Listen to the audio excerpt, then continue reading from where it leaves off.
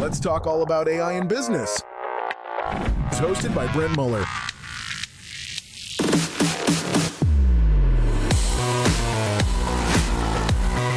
Welcome to the Future Proof Podcast.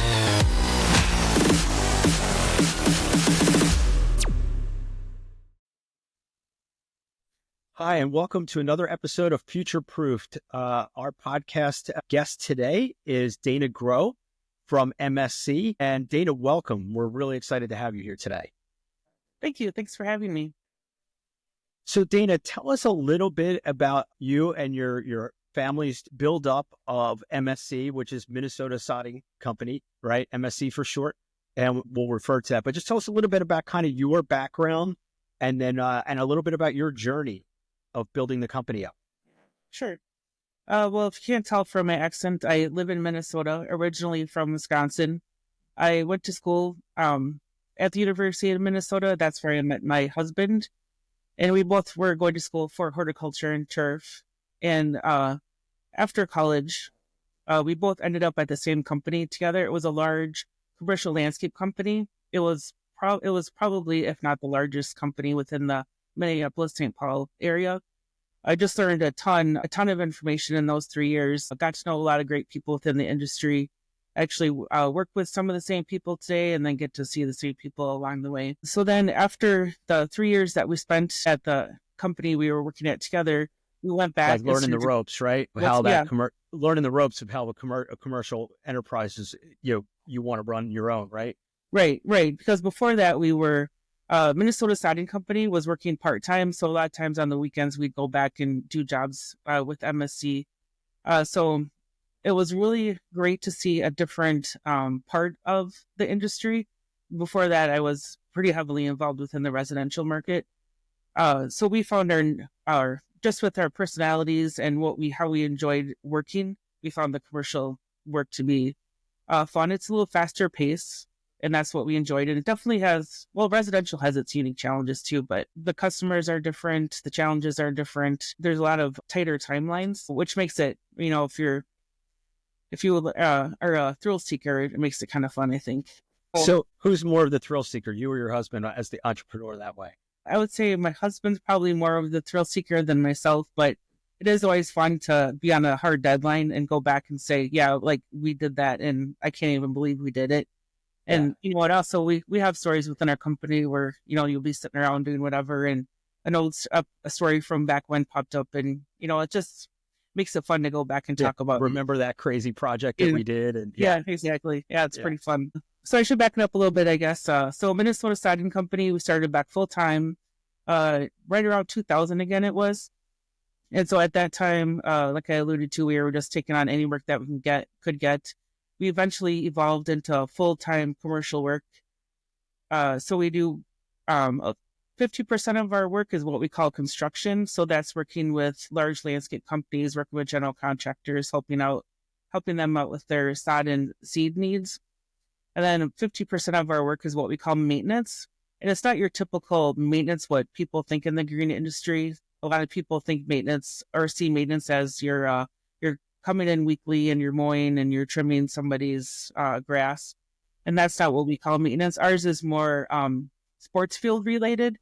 So we'll come in and we'll do anything from aerating the field to doing a full field renovation. So a full, meaning, is it like a tear up and resod, that kind of stuff?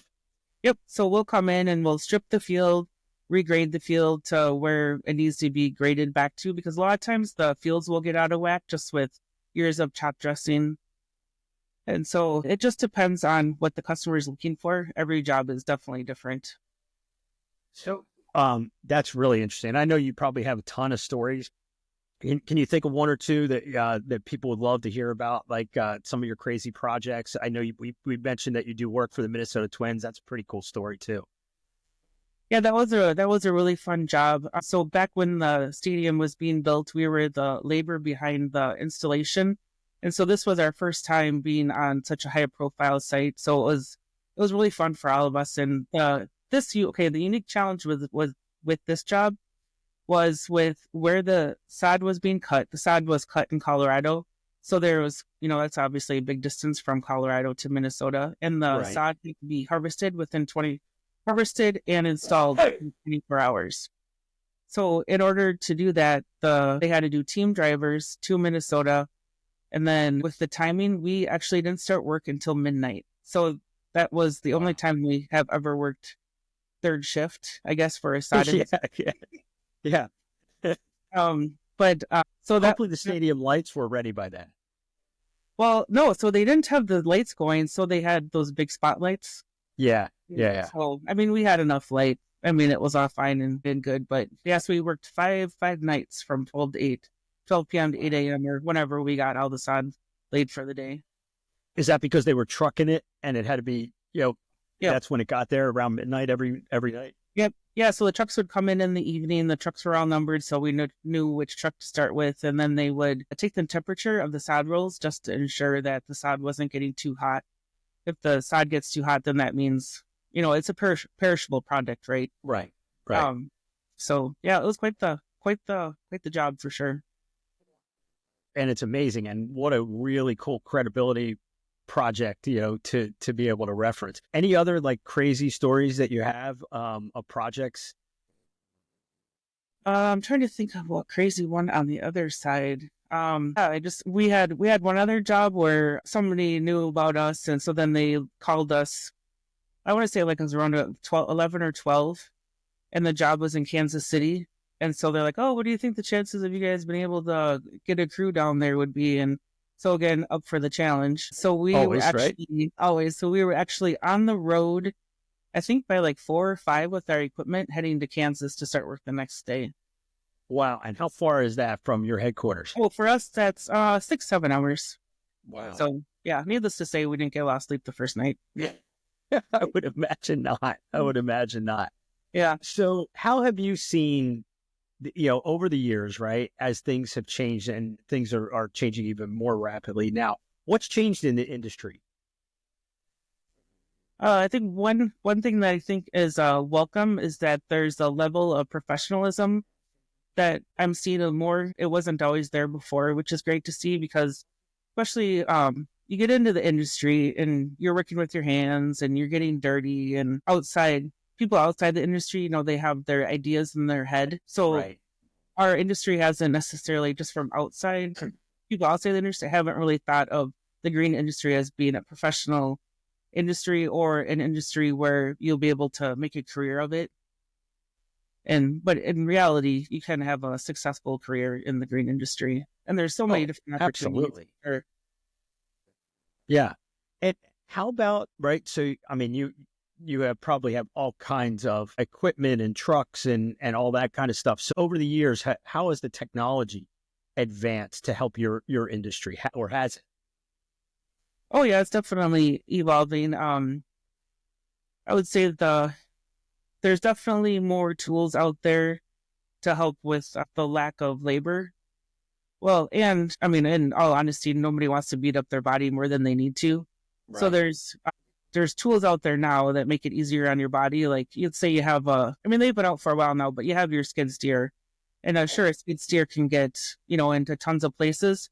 But then if you have, you have trees that are tight together or whatever, and you can't get the skid loader in there.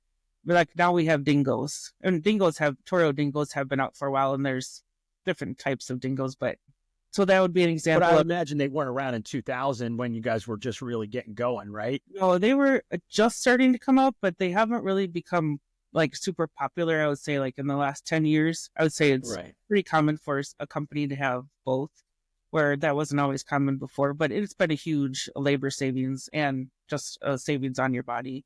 Yeah. Well, and I was just looking at, that the machine that throws the dirt on your website, right? That's like, I have not seen that before. So maybe you're looking at the top dresser or the Pro top maker. Yeah, that's what I'm thinking. Yeah. Sure. Yeah.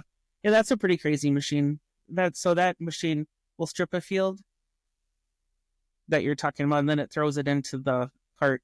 Yes. Yeah. So, I mean, tools like that, I would imagine, make you guys that much more efficient so you can take on more work. Oh, definitely. Yeah. It makes stripping a field a lot faster rather than, in some cases it makes sense, but sometimes you would, strip it with a sod cutter or whatnot, and then pull it off, but this is just much faster to do it with a coil top maker. So other shifts in the industry that you've seen in the last, 20, 25 years, like what are the big shifts? I would say, well, now a lot of people are talking about is AI. And I think some people are scared to embrace it, but I think it's going to do nothing but help our industry. Elaborate on that, because I totally agree. And it's why I started the podcast, right? Because I see it in all kinds of opportunities in industries. How do you see it? I see it more at this time anyway. It's definitely, we all know it's evolving, but I see it helping more behind the scenes, I guess, not necessarily with the actual work being performed, but just your business processes. I know that now that we've grown quite a bit over the last 8 years, and that's where our company is lacking, is within processes. So I see tools like AI only being able to help us tenfold with that. So I'm excited about it. Yeah, and you should be, right. And the reason is, and again, we interview people all across the spectrum, as we talked about earlier, Dana, across so many different industries. And our goal is always to have, for every maybe 20 to 25% of our podcast interviews are with experts in AI, data, and automation, right? And automation, right, in manufacturing is more like robotic process automation, right? Anything that can help the behind the scenes parts of the business. And so what you're alluding to is what one of my recent guests called digital coworkers, right? And so business, they're there to design agents to help whoever is managing that, function in the department, right? So whether it's your finances, your bookkeeping, it's your customer support, a lot of that stuff can be enhanced, right, by AI. Is that kind of what you're alluding to, that kind of stuff? Oh, yeah, definitely. Yeah, definitely. I haven't seen this yet with AI as far as helping us with our takeoffs. So we have a plan, and right now we drop it into a program, and we have to, in a sense, it's manual, because then you have to find the area that you're looking for and then basically outline it or paint it. Where, in the next 5 years, there's for sure going to be some AI program that's just going to be able to do it automatically for you. Absolutely. 100%. Yeah. There'll be some, I'll have my team send you a couple links of some recent podcasts of exactly that, where they're doing that for farms and layouts of, which is, to me, that's the stuff that no one talks about. And that's what I'm trying to shed light on, is there's nothing that AI can't get involved in if you can, have an idea about it, right? Doesn't mean it's going to be some perfect thing, because a human's still going to have to manage it. It's going to enhance. And one of the things that I was talking to someone the other day is what they're hoping by the end of this year to get to is to where, just like you're typing into ChatGPT now, right? You're going to be able to talk to the interface, right? And talk through your process. Hey, we do this, and then it goes here, and then it goes there. Build me a workflow process to do that. And then the AI only jumps in where it can get rid of the manual task. Eventually, I'm sure it's going to be able to do more. But right now, to me, that's your digital coworker, right? Mm-hmm. Does that make sense? Oh, yeah, definitely. Well, I think it's definitely going to make, as long as you take advantage of it, it's going to make every company leaner and meaner, for sure. Yes. Well, and go ahead. Oh, so you mentioned farming and using AI in farming. Yeah. So we have a friend that they're into, electronics and taking advantage of all the GPS AI stuff. And we'll joke with them. We'd be like, oh, so what movie did you watch today in the tractor? Yeah. Like, you don't even drive anymore. Come on. Do you really need to be up there? Yeah. So, and I would imagine now, do you guys also, I'm guessing you grow your own sod and have sod farms as well? No, we don't grow. We only install it. Okay. So you partner with sod farms and Mm-hmm. Yep, it just depends on the job. A lot of our sod comes from Minnesota, sometimes Wisconsin, Colorado. It just depends on the job. Got it. And as you start to look out, it's hard to look out much past 5 years. Most people that I'm talking to, other founders and CEOs, are saying, hey, 2 to 3 years is really the max. It just, things change too quick and we got to pivot. What do you see in the industry, right? As you look out, and where are the opportunities and challenges in your mind? Well, I think the opportunities are for young people to start their own companies. And it might be just the network that I'm in, but I don't see a lot of 20-somethings necessarily out there starting their own business in the green industry. We're our industry is growing older, and we definitely need more backfill with the younger ones running the businesses. So you need a youth movement. Mm-hmm. Yeah. I mean, we're really fortunate at MSC that we do have some younger people that work with us, which is totally awesome. There was a time when I think to myself, like, we were getting old. Like, we were like, I bet over half our company was in their 40-ish or plus. And now it's like probably like half and half, where we have 20s to 30s people over 40, which is great to see. It's so refreshing. It is. And one of my biggest regrets, I when I tell my own story, it's always, I wish I had found mentors, right, in the industries that I wanted to be in and followed them closely, right? Because like you and your husband you built that business over the last 25, 30 years, right?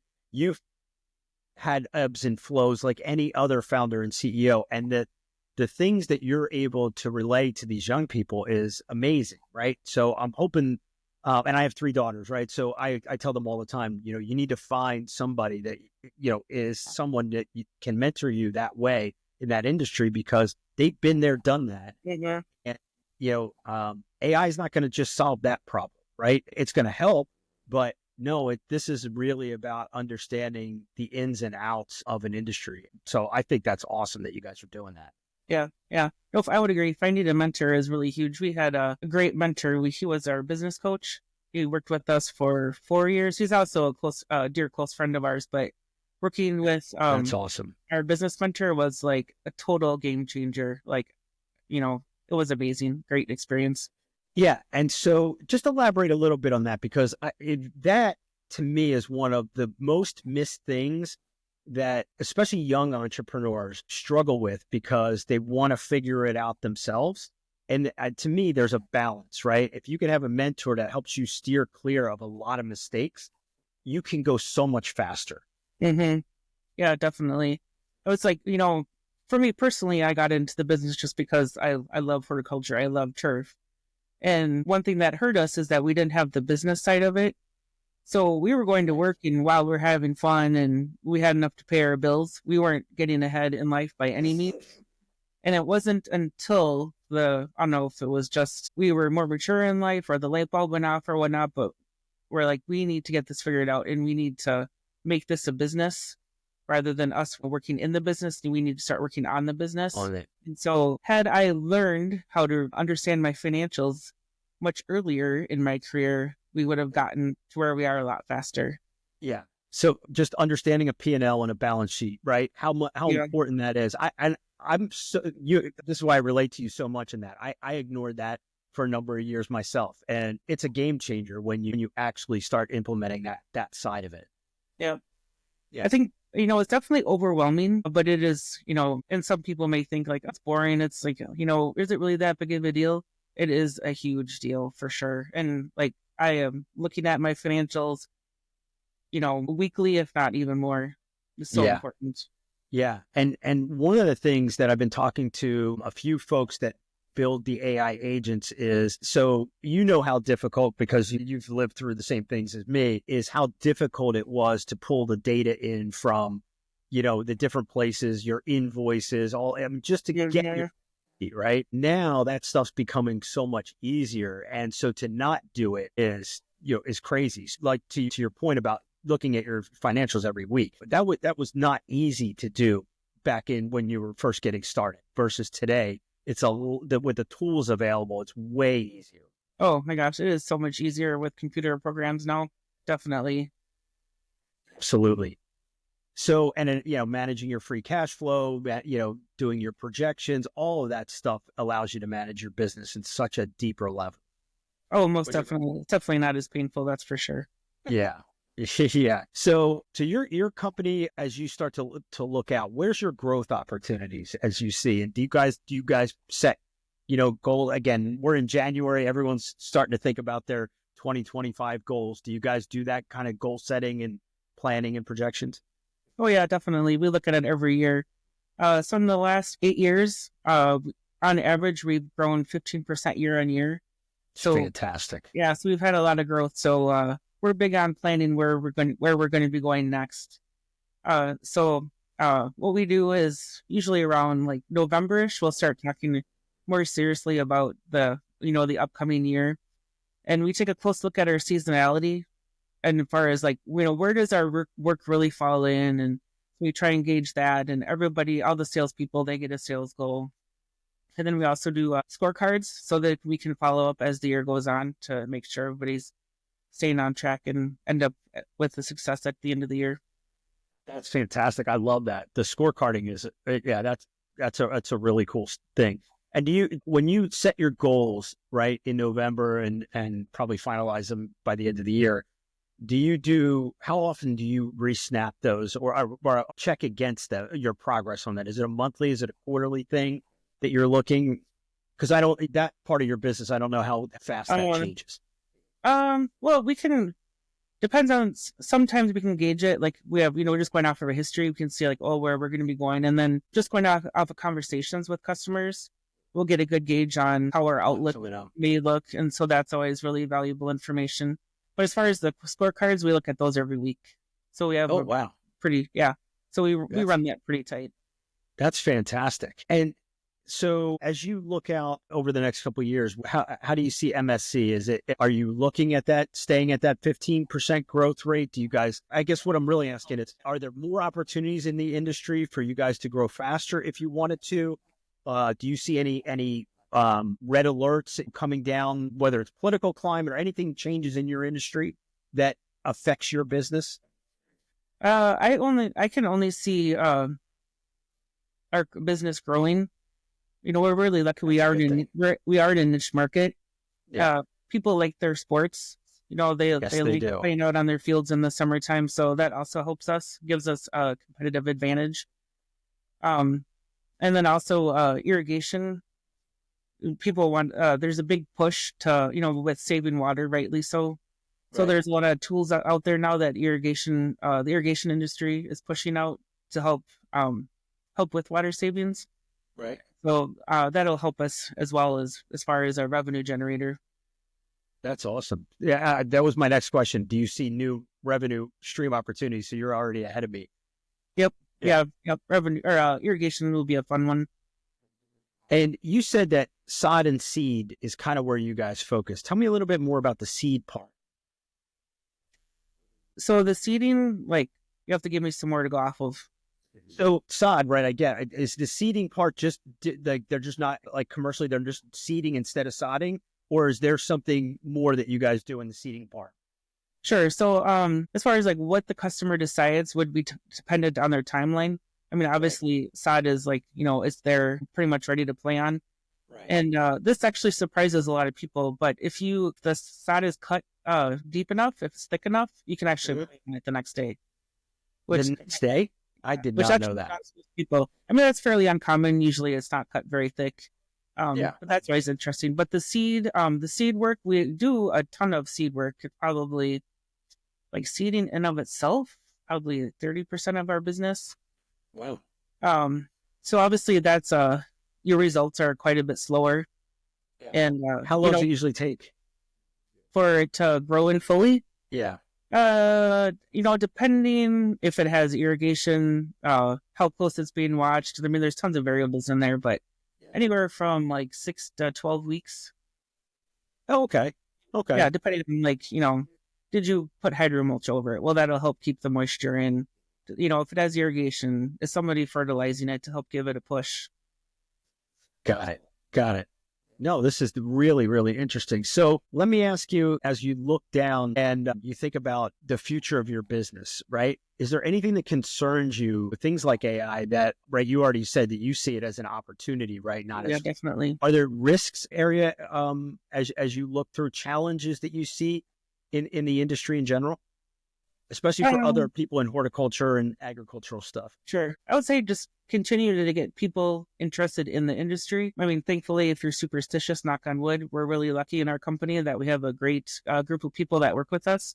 But we're always looking for new people to come in and join the group. it can be a challenge because it's seasonal work. If you're coming in on entry level, you're working from May to usually Thanksgiving-ish. So you're off like 5, 6, 5, maybe even 6 months of the year. So that can be a challenge. That makes a lot of sense. So what, for folks listening, right? What does happen between Thanksgiving and that May, right? In your down season, right? Where does your company focus? Yeah, so our winters are actually pretty busy, believe it or not. So our crew leads, they work in the shop. And so they'll do anything from, they polish everything. They polish all the trucks, even all of the, the more of the equipment like the Bobcats and like the tillers and whatnot. Anything that can get shined up gets shined up. They'll do some education over the winter, and then just general shop work. So it takes longer than you would think there. But and then if you're a salesperson or an estimator or a manager, we do a lot of improving our systems. Like, what do we need to do to get here? Kind of a thing. So actually, the winter can be. We do a lot of trade shows as well in the winter. I was going to ask you about conferences and trade shows. Yeah. Yep. Yeah. So there's a group of people out in California this week, and then next week we have a big local trade show in the Minneapolis area, Minneapolis-St. Paul. So it's definitely busy. Yeah, and I would imagine a lot of pre-selling, right? Yep. Yeah, we try and do a lot of pre-selling as well. So I think it's funny, by the time April rolls around, everybody starts getting a little bucky because everybody wants to go back doing what they love to do. Right. It's like, thank goodness winter's over. I can go back to my normal again. Yeah, you guys have phenomenal summers there. I've been up in that area quite a bit. Winters can be harsh, but the summers are fantastic. Yeah, it's a cold one today, I can tell you that. Yeah. I think it's cold everywhere. So I'm here in Charlotte, right? And it's I'm in a sweater. Usually we don't get real cold weather, but it's been very cold. So last question, actually 2 last questions, right? One is, what have you done? Because I get this from lots of CEOs. So we've added this question in. What have you done with AI or ChatGPT, right, to play with in the last 3 to 6 months that you like, and maybe it surprised you, or how easy or tough it was? Have you done anything that, or anybody in your company that you want to share a story with? So in all honesty, we're just starting to play with it and have fun with it. But so to date, I've used ChatGPT more as not really a spell checker, but if I'm doing like a job description or a letter that I'm like, oh, I should probably like bring this to the next level, make it look a little more professional, and then I'll drop the letter into ChatGPT. Or if I'm posting something on LinkedIn, I'll send it over to ChatGPT just to give it a fresh look. Yeah, absolutely. So that's really been fun. And I was working with a gal, and she was doing like it was a program. I'm not sure what program exactly, but it was doing like meeting minutes. Mm-hmm. And I know it looks like there's tons of them out there. Yeah, Fireflies, Otter, there's tons of those, right? So I've been doing my research just to see which one would work best for our group. But man, it's just going to be, once we figure out what program we want to use, that's just going to be time saver. I mean, who wants to do meeting minutes after? Nobody. What a not a waste of time. I mean, it's important to do it because there's always follow up with it. But like, man, if I can, like, this can be my assistant, like you said earlier. Yeah. And so you're hitting on something, and for everybody listening, right, Dana's hitting on something that we tell everybody that's just dipping their toe in the water with things like AI and ChatGPT, is to figure out some repetitive tasks that are just a pain in the butt and start there, right? And figure out, right, how you can eliminate that from your daily. And all it does is free your people up to do, more important things. And so one of the things I tell everybody is keep a little notebook or a piece of paper on the right. And just every time you're like, oh man, if I could just get rid of that thing, and then have somebody go investigate, hey, what tool can I use for that? Or can I build something for that, in ChatGPT that would just save me time? Mm-hmm. And so that's a great example, right? Yeah. We just had somebody that they took what those things do for like Zoom meetings, right? Or video meetings. And they customize their own. The company all knows that they have one trigger word, right? Like it's action or something. And it automatically creates an action and sends an email, or they can, create a ticket or whatever, sends an email and assigns it to a person, right? So then you don't have to worry about the follow-ups. And I said, that's a really cool thing to do too. Oh yeah. I mean, just like the hours that somebody is saving, it's, somebody like that you probably don't even need to hire anymore if you thought you were, especially if you're like, I need somebody to do some things, but really it's not really like a full-time job. Is it even a part-time job? How does that job even look? I mean, AI could probably do X amount of that. Absolutely. And it's just, it's going to get more and more fun to get rid of the menial tasks and the repetitive tasks. So one last question I always ask at the end, because again, most of my podcast is all about the opportunity, right? I love to hear the founder's journey, and your journey is very unique, and I love it between you and your husband. But everybody also wants to hear what's the challenge, right? So I asked this last question. In 2025, if you look ahead, if you could fix one thing in your business and you could wave a magic wand and it gets fixed, what would that be? Magic wand and get fixed. Actually, communication. That's awesome. Tell me a little bit more about communication, like internally or with customers. I think it's more internal. While we do strive to keep our communication open, there's always, it's just for a moment or just this job or whatever it was, but there's tends to be a lack in communication. So then we have to think, well, is it just because that just happened or is it we need to change a process, document a process, like really what's going on? And if there is a lapse in something, it usually does come down to communication. Yeah, I totally agree. Yeah. There's an upcoming podcast where we're tackling part of that. So I'll send that out to you and so you can take a look, because there's always ways to solve that. And, and a lot of, when I asked that last question, a lot of what I've been getting lately is internal stuff, right? HR related, right? You can't find the right people or hiring right. And then internal communications is one that's come up several times too. So, the good news is you're not the only one struggling with it. And hopefully through some of the podcasts, guests that we have, that hopefully there's some info we can share with you so you can solve it faster, right? Going back to the mentor thing, that's what I'm hoping that this becomes, is just a resource, right? For you to solve things faster. But Dana, a lot of people are going to look to that to say how they're dipping their toe into AI and how they're handling seasonal work, right? I mean, you've hit on a couple really cool topics that I think people will be interested in. So thank you so much. You've been a tremendous guest. Yeah, thanks for having me. It's been a lot of fun. Yeah. And so the last minute or so here, can you tell everybody a little bit about MSC, and if they're, if they're looking to get a project done, how they get in touch with you guys, and we'll put all the links below when we put the podcast up. Oh, sure. So most of our work is done in the Minneapolis-St. Paul area. We do travel. Like I said, we went to Kansas City a while back. We also go to Arizona, but 90% of our work is in the Minneapolis-St. Paul area. We have a website. Our website is mnsodco.com.